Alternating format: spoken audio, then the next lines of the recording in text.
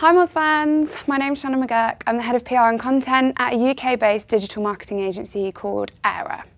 So at this year's MozCon, I spoke about how to supercharge your link building with the digital PR newsroom and spoke about the 3 different types of media and journalist writing that we should be tapping into.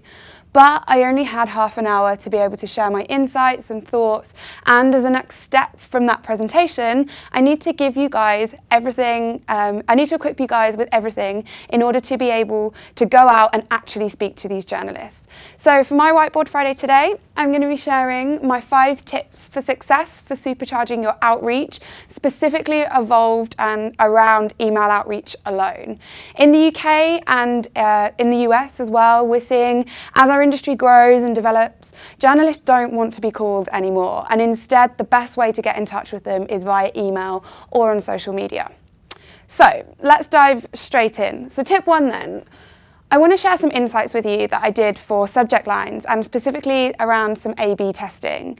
Back in the early part of the summer, around April time, we started working on a tool called BuzzStream. Now that allowed us to be able to send different kinds of tests and emails out with a variety of different subject lines in order for us to understand how many open rates we were getting and to try and encourage journalists through the use of our language and emojis to open up those all-important pitch emails so that we could follow up and make sure that we're bringing those links home. So we ran 2 different types of A/B tests. The first one here, you can see, was with the journalist name in the subject line and the journalist name without. It turns out then that actually, when we were running this data, we were seeing far more opens if we had the journalist name in the subject line. It was getting their attention. It was getting that cut through that we needed when, they're getting hundreds of emails per day. And to see their name in a little nib meant that we were increasing open rates. So that was our first learning from test number 1. Now test number 2, we had a bit of a gut feel and a little bit of an instinctive feel that there were certain types of words and language that we were using that were either getting us more open rates or not. And for this one specifically, it was around the use of the word data. So we compared the use of the word data with story tip, and again, including the journalist name and not, to try and see how many journalists were opening up our emails. At Era, we have around a 33% open rate with any campaigns that we launch, and again, this is tracked through BuzzStream. But when we started to do these A/B tests and combine story tip for name and then follow with data, we increased that to 52%. So that jump up, okay, it doesn't mean that you're going to get 52% more links off the back of your outreach, but it means that you are getting more people opening up that email, considering your data, considering your campaigns, which is half of the problem, right? When we all know as outreachers, content marketers, digital PRs, how difficult it can be for someone to even just open that initial approach. So now, off the back of those A/B tests, make sure that whenever you're writing those emails out, you have story tip for Tom, and then followed by data and whatever research you've got in that campaign. So tip 2 then, keeping on the theme of language, I did a piece of research for another conference that I was speaking at earlier in the summer called Search Leads and another one called Outreach. And I analysed 35,000 articles across 6 different top tier news sites in the UK. The language that came out of that was, around the headlines specifically, was so interesting.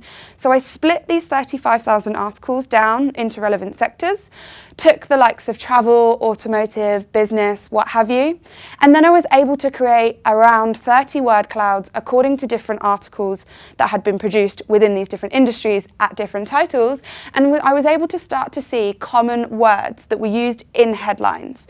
And that got my mind ticking a bit, and I was starting to think, well, actually, as a team at Era, we should be starting to pitch and use language within our pitches that journalists are already using, because they straight away resonate with the story that we've got. So here's a quick snapshot of the kind of word clouds that the analysis revealed. And you can kind of see some core words shining through. So we've got research, best, stats, experts, that kind of thing. Now, the top 5 words that were most commonly used across all sectors within the headlines were best, worst, data, new, and revealed. Now, data is really interesting, right? Because if we go back to our A/B testing, we know that that's a strong word and that will get you more opens with your subject lines.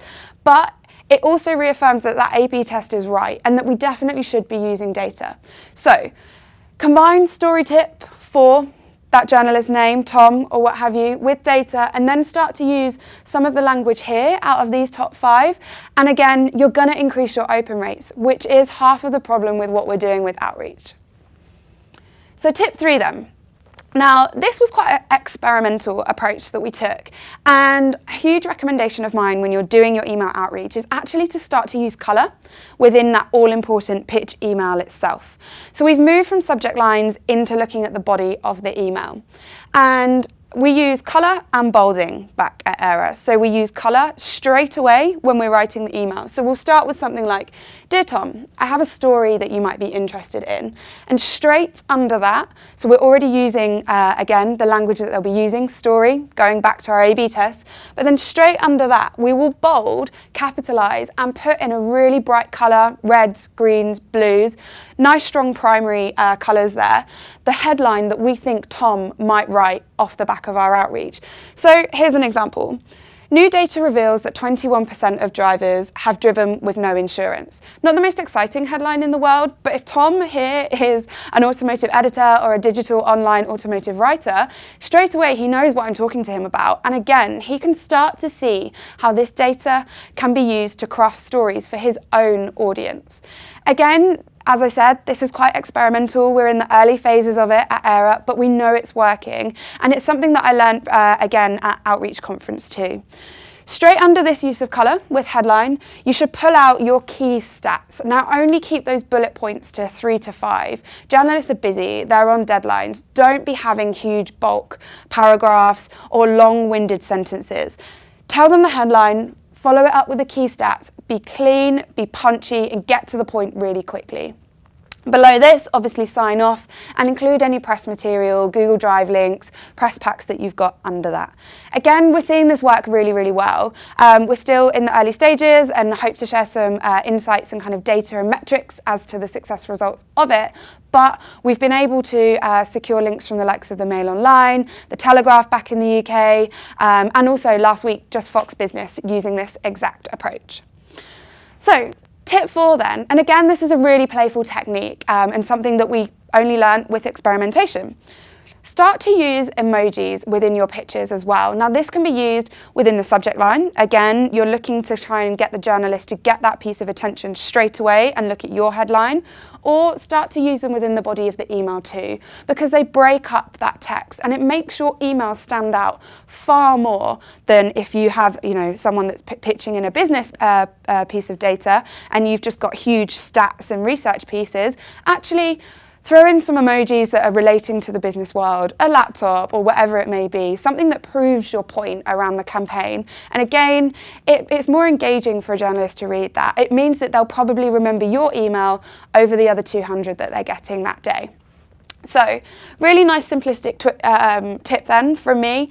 If you're pitching something in the automotive world, put a car or traffic lights on the end. If you're doing something in the travel sphere, sun, beaches, something that just gets that journalist's eye and means that your email is going to be opened above anyone else's. And finally then, so I know I've kept this around email outreach for the last couple of points, but one thing that we're seeing work really well with the implementation of this digital PR newsroom is starting to approach and speak to journalists on Twitter. Twitter, we know, is a news source for journalists. Trending topics will obviously be picked up in the press and covered on a daily, if not hourly basis. As soon as something breaks on Twitter, we'll see journalists, writers, bloggers turn that trending feature into an article that's really resonant and relevant for their audience. So in the run-up to your campaign, way before the launch, we're talking like 3 or 4 weeks here, reach out to the journalists, on Twitter, start to engage with them, like some articles, start to let them know, let them be known that you're in and engaging with them on their social media platform. Don't push it too hard. You don't want to go overboard with this, but a little bit of engagement here and there means that when your email comes into their inbox, it's not a new name and you're already starting to build the foundations of that relationship. Secondary to this then, feel free and start to experiment with DMing journalists as well. We know that they're getting 200, 300, 400 emails per day.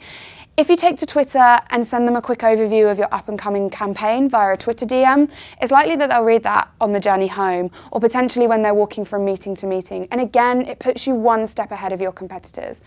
Recently, we've got some of our best pieces of coverage through warming the press up and specific journalists through Twitter, because when your campaign launches, you're not going out with it cold.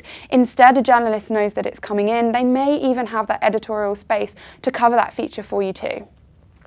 It's something that we've seen really work, and again, I can't stress enough that you really have to find that balance. You don't want to be plaguing journalists, you don't want it to be a pain and starting to like every single tweet they do, but if it is relevant and you find an opportunity to engage and speak to them about your campaign the weeks in advance, it opens up that door again. You may be able to secure an exclusive out of it, which means that you get that first huge hit. So there are my 5 tips for link building in 2019, and will help you supercharge things. Now, if you have any comments for me, any questions, please pop it on the thread below or reach out to me on Twitter. As I've just said, feel free to send me a DM. I'm always around and would love to help you guys a little bit more if you do have any questions for me. Thanks, Moz fans.